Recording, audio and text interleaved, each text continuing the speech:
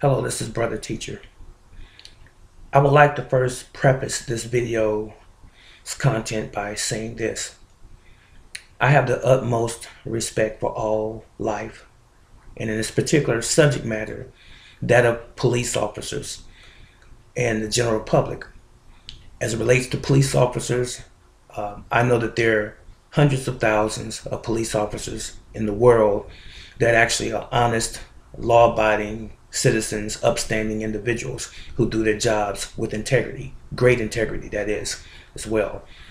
But unfortunately, there's an element within our police departments that is atrocious. It is something that emanates from the top and trickles down to the bottom. And what I mean by that is cops on the bottom who are actually out there in the streets, they don't do what they have not been authorized to do. We just don't see the directives that's been given to them. Okay? With that being said, I will also say that I have several friends that are police officers, and they're good individuals. But conversely, there is a significant amount of police officers that are of the criminal element. And I don't need to quote a lot of case law per se, but there are crooked judges, lawyers, and police officers and politicians. If you don't already know it, all you have to do is research it for yourself and you will find it to be true. I'm not saying anything that is brand new. Howbeit, I'm going to say this. Just because a police officer is found innocent in a trial doesn't make them innocent. Just because a police officer was acquitted does not make them innocent. Just because a police officer did not serve any jail time does not make them innocent of the crimes by which they were originally accused. But unfortunately, and many of you have heard this in recent years and recent months and even weeks about the blue code of silence. This type of things. A lot of times cops are doing wrong. Sometimes so much so that someone else's life has been taken. And their fellow cops who even know firsthand information concerning that incident or those several incidents will not stand up against their partner. And so we're left with the so-called justice system, which oftentimes, more so than not, we find that it's just us as it relates to black folks, poor white folks, poor Latino, Hispanic individuals, especially black folks. And I just want to give you some examples of police officers that were not innocent. In the court of public opinion, they are guilty as guilty is all day long. But because the system protects its own, which is a crime all by itself, it is why we go through the frustration and the anger that we do as a public or as citizens of a so-called country that only awards criminals, it seems, and they punishes those that are supposed to be the ones that they're protecting. But follow me for a moment, and I apologize that I have to look at my notes because I don't commit all of the information to memory, but the incidents I do have etched in my memory. But I'm going to point out a couple, maybe more than a couple of incidents where the cops were guilty. And you be the judge.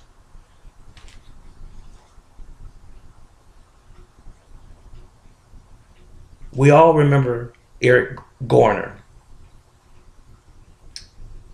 in New York, supposedly, allegedly, selling Lucy's or cigarettes. Someone called the police on him. He's standing out on the street. Did he present any danger or harm to anyone? No, he did not. And it is clear whoever took the videos, whoever recorded the video of his encounter with the police or their encounter with him, all he was doing was stating a case, saying basically that you all keep harassing me and I'm not doing anything wrong. Immediately, He was placed in a chokehold, and several other police officers participated in the ruckus. And he ends up on the ground. He makes the statement, "I can't breathe." I heard later a police officer or an individual say that if you're choking, you won't be able to say that you can't breathe. Dummy. Can't breathe does not necessarily mean that you're being choked at your throat. You can have your chest compressed and still have the ability to speak. Dummy. But anyway, he died. Guess what? Of asphyxiation. He couldn't breathe. All because some cop decided to choke him out for no good reason at all. That's point one. Point two, Texas. Sandra Bland, trying to get her life back together, told her mother that she was going to go to school. She had an opportunity to pursue a job in Texas. So she went to Texas from her home state. She's driving down the road and a police officer pulls her over, allegedly for a traffic violation.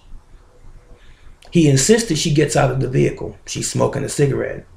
And she says she hasn't done anything wrong and she doesn't want to get out of the car. And he makes the statement, "You better get out now or I'm going to light you up," after he opens her door and he begins to pull his taser out. So he yanks her out of the car. And by then another police officer pulls up, black woman, cop. And she's standing there basically trying to urge Sandra to comply with the other officer. And then he rustles her to the ground, all over a traffic stop again. Why in the world did he have to pull her out of her vehicle over a traffic stop? Go figure. Anyway, she's arrested. She goes to jail. She's sitting in her cell, supposedly. Someone comes by to check her cell. According to the police department, she hung herself in her cell. So she died in police custody. All over what? A common everyday traffic stop. That's Sandra Bland.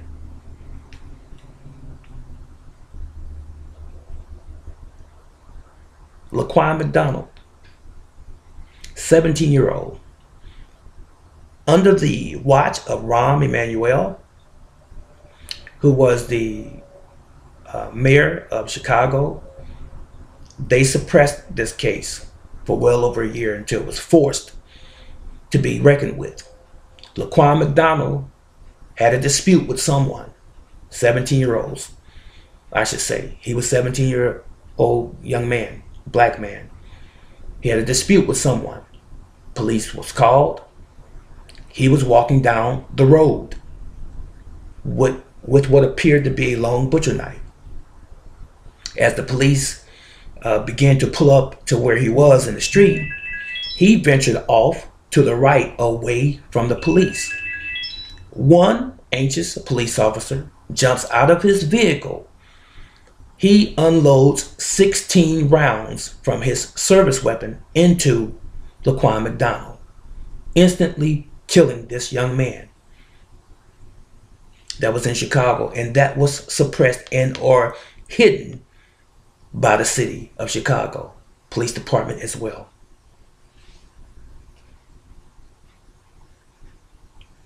Tamir Rice, Cleveland, Ohio, 12-year-old young man. Now, I might add, and it's been stated before, and I'm going to say it again, Cleveland is an open carry city, okay? Open carry meaning gun. You can open carry a gun or a weapon in Cleveland.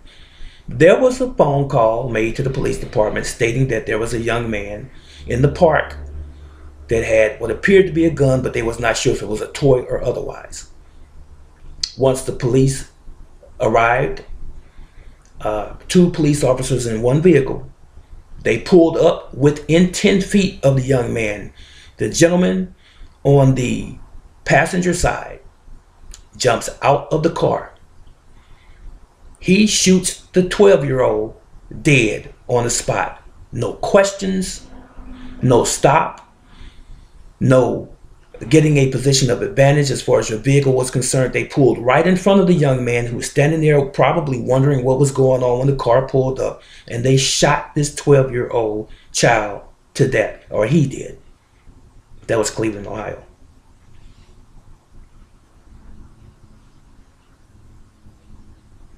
Alton Sterling,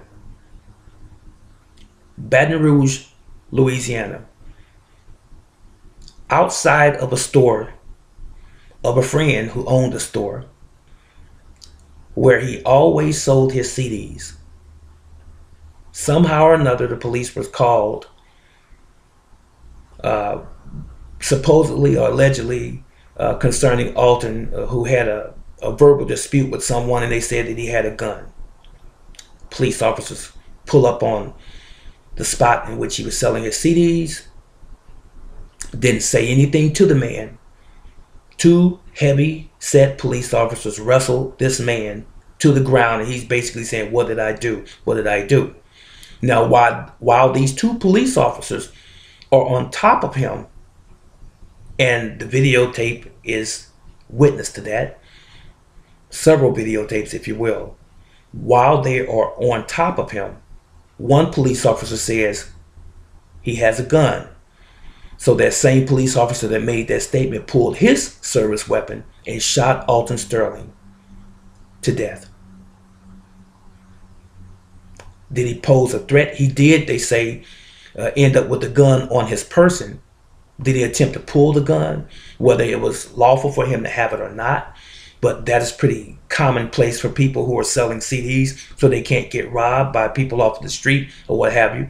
I'm not justifying that, but the fact is he was pinned down by two police officers and he was actually murdered gang style. That's Alton Sterling, Baton Rouge, Louisiana. Now, within 48 hours, another one took place in Minnesota. Fernando Castile. He was in his own vehicle. His girlfriend was driving the vehicle, and the police pulled him over for a traffic violation, saying that his headlight, but one of his taillights was out. He's on the passenger side. He told the police officer that he had a concealed carry permit. Police officer told him to show it to him. As he was reaching for his wallet, the police officer fired into the car, shooting and killing Mr. Castile. This was in Minnesota, less than 2 days after the Alton Sterling murder. Okay? Cincinnati, Ohio, Sam Dubose. There was a college campus police officer, not even on the jurisdiction of the college. He was outside of the college parameters, on the regular street, if you will. He pulled Mr. Dubose over. Traffic violation again.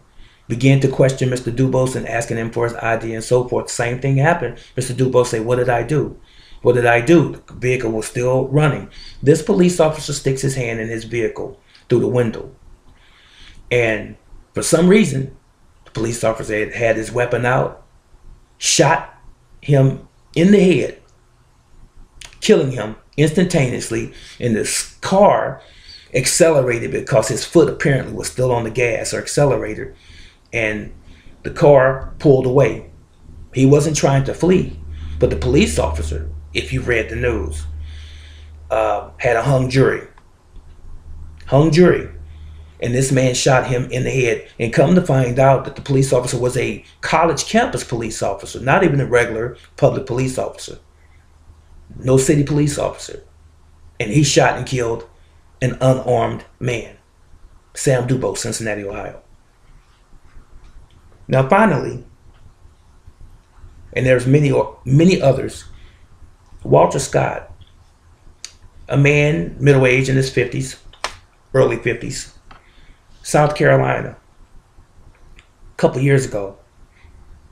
Same thing, pulled over for a traffic violation. And as the police officer is leaving his vehicle, and this is all on video as well, as the police officer is leaving Mr. Scott's vehicle, going back to his police vehicle, Mr. Scott takes and opens his own door, and he begins to run away. The police officer runs and chases him to a certain point where the police officer stops, takes a stance, and he fires 8 rounds at Mr. Scott, who is fleeing or running away. 6 of those 8 shots hit Mr. Scott, killing him. And then he tries to plant evidence on Mr. Scott. So what's the point in all of these examples that I just brought up to you? Many of the police officers, if not all of them in this case, in these cases I should say, were found not guilty. Video evidence is obvious, yet they were still found not guilty. Now in the court of public opinion, what is your opinion or your viewpoint even? How is it that those who are supposed to be protecting and serving the community is doing more killing of the community than serving? You tell me what your answer is. Leave it in the comment sections below.